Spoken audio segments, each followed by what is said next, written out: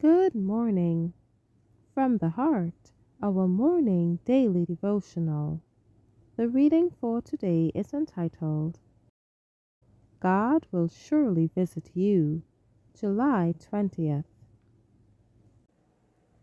Blessed assurance, Jesus is mine. Oh, what a foretaste of glory divine, heir of salvation, purchase of God, born of His Spirit, washed in His blood. This is my story, this is my song, praising my Savior all the day long. This is my story, this is my song, praising my Savior all the day long. Genesis 50, verse 24.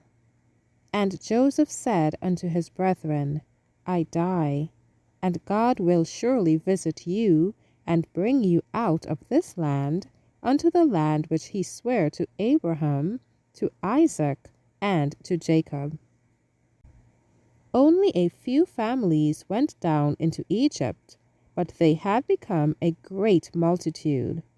And being surrounded with idolatry, many had lost the knowledge of the true God, and had forgotten his law.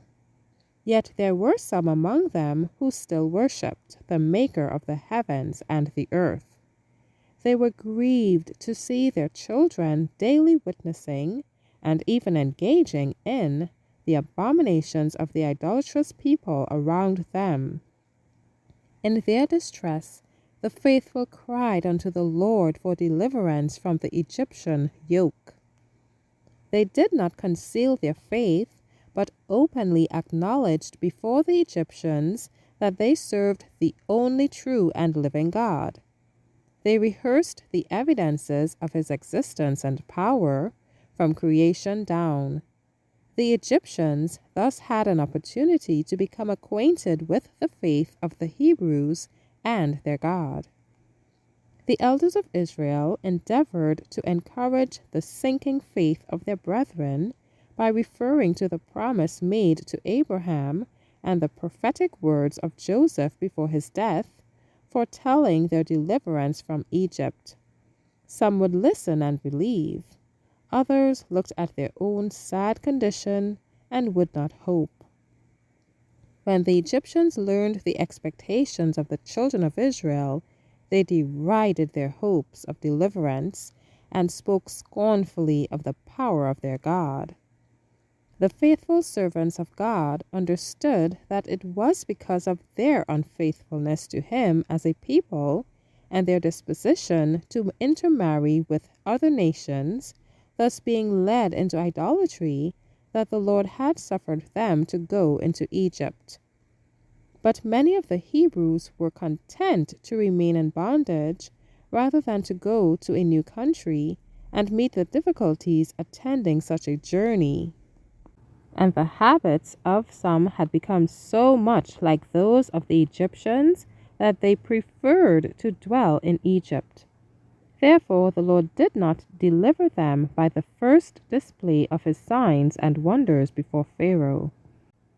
He overruled events to more fully develop the tyrannical spirit of the Egyptian king, and also by manifestations of almighty power to give the Israelites more exalted views of the divine character, that they might be anxious to leave Egypt and choose the service of the true and merciful God. Thank you for listening. Shalom.